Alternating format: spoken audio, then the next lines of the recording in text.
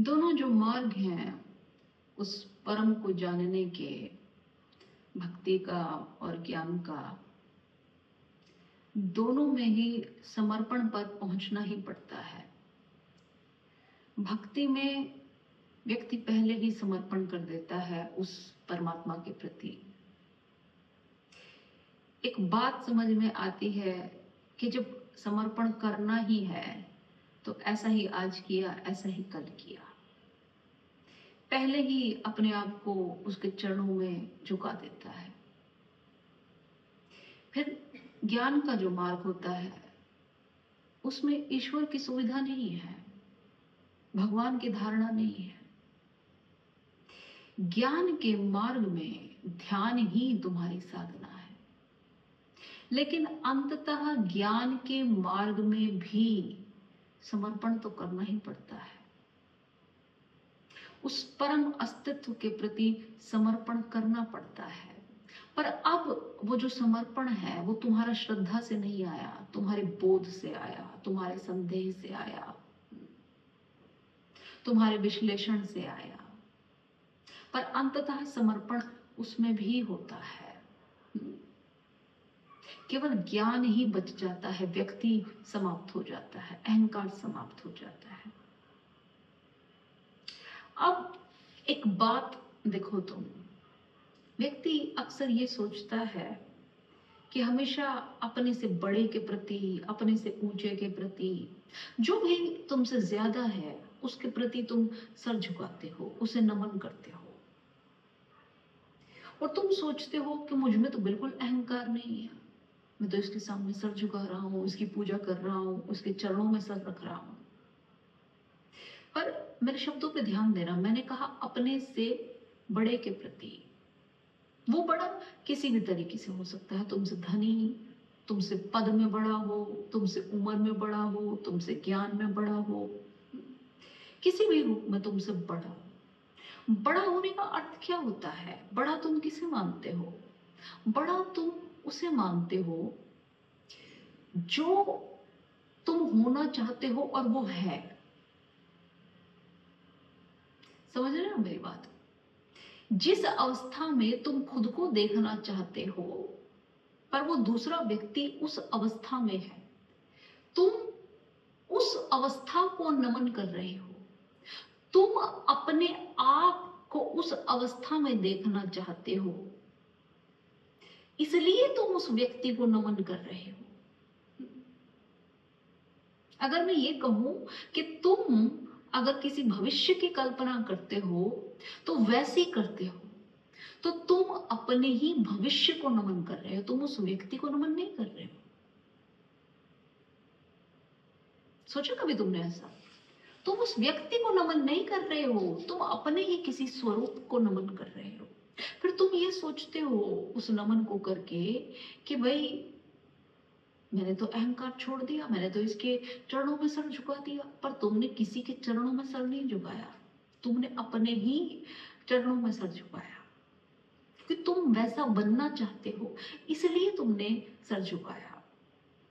वो व्यक्ति जिस पोजीशन में है उसकी तुम इज्जत करते हो, वो तुम्हारी आंखों में कुछ है,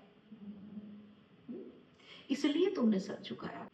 अगर मैं कहूं किसी अपने ही जैसे व्यक्ति के आगे तुम सर झुकाओ, उसके पैर पकड़ लो, गला दो उसके सामने अपने अहंकार को पूर्ण रूप से, किसी भिखारी के पैर पकड़ लो, तुम कर पाओगे?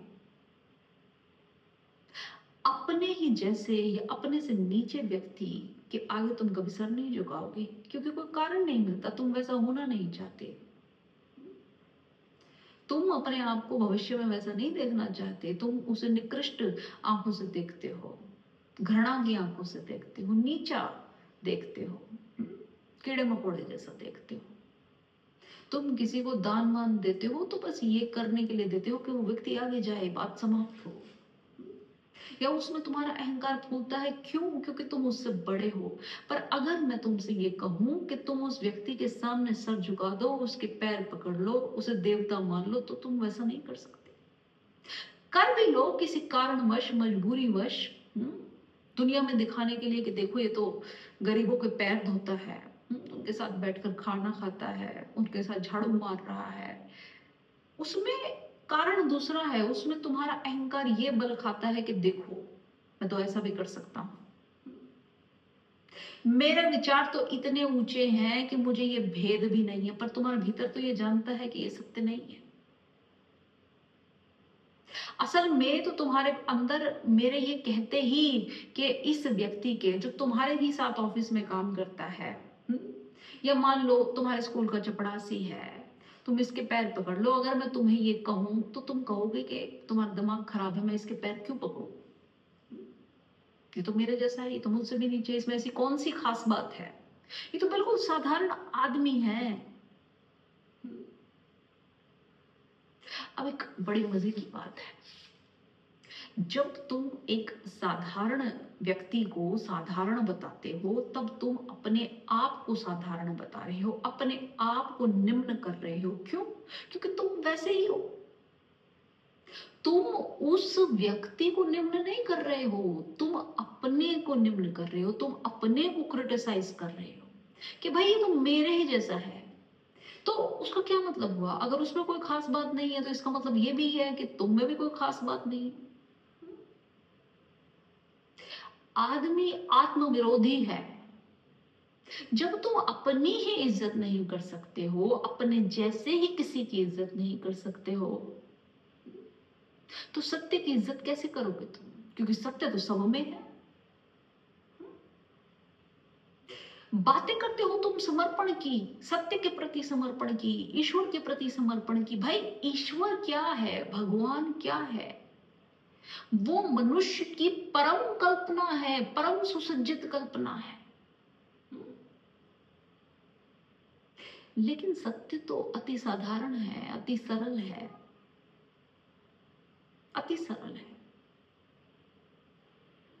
तो जब तुम अपने जैसे किसी को नमन नहीं कर सकते, अपने से नीचे किसी को नमन नहीं कर सकते, तब तुम कैसे उस सत्य को नमन करोगे? क्योंकि वो सत्य तो फिर ऐसा है कि तुम्हें वो किसी चिड़िया में भी दिखेगा, किसी कबूतर में भी दिखेगा, किसी चींटी में भी दिखेगा, किसी वृक्ष में भी दिखेगा, किसी सांप में भी दिखेगा, किसी कुत्ते में भी दिखेगा, किसी गाय में भी दिखेगा,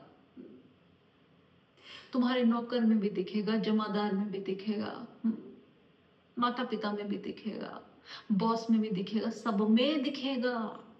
तुम ये विभाजन नहीं कर सकते कि ये मुझसे नीचे है, कि ये मुझसे ऊपर है, कि ये मेरे जितना ही है, इसमें ऐसी कौन सी खास बात है। खास बात हो चाहे ना हो, बात है तुम्हारी दृष्टि फिरी या नहीं। समर्पण का भाव मतलब सिलेक्टिव समर्पण नहीं है कि तुमने छाट लिया कि मैंने इसके पैर पकड़ लिए क्योंकि इसके पास ये है।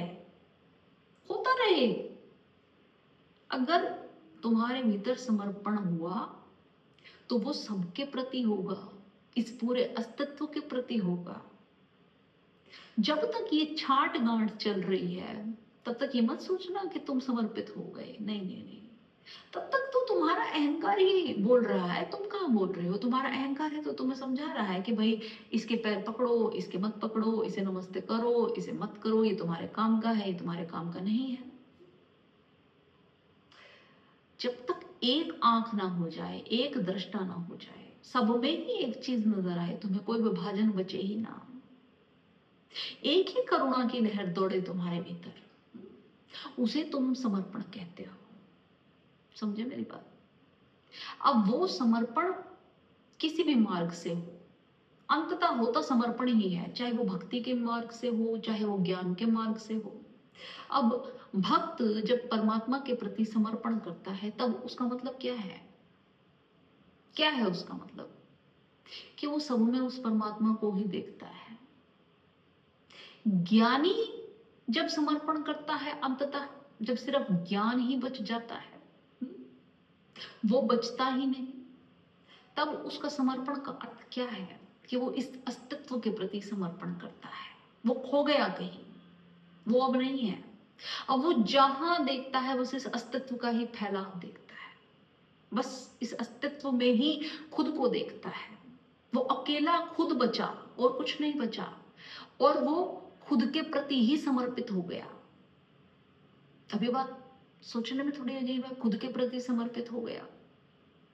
क्योंकि जब भी व्यक्ति समर्पित होता है हमेशा खुद के प्रति ही होता है। हमें ऐसा लगता है कि हम दूसरे के प्रति समर्पित हो रहे हैं, पर हम कभी किसी और के प्रति समर्पित नहीं होते हैं। हम हमेशा अपने प्रति ही समर्पित होते हैं। अगर तुम अपने से किसी बड़े के प्रति समर्पित हो रहे हो तो भी किसी अपनी ऊंची कल्पना के प्रति समर्पित हो रहे हो। वैसे तुम्हारी आंख है जो उसको वैसा देख पा रही है। तुम्हारी आंख वैसी ना हो तो व्यक्ति कुछ भी हो, तुम समर्पित नहीं हो सकते। तुम अगर अपने से किसी छोटी के प्रति समर्पित हो रहे हो तो भी वैसी तुम्हारी आंख है जो समर्पित हो पा रही है।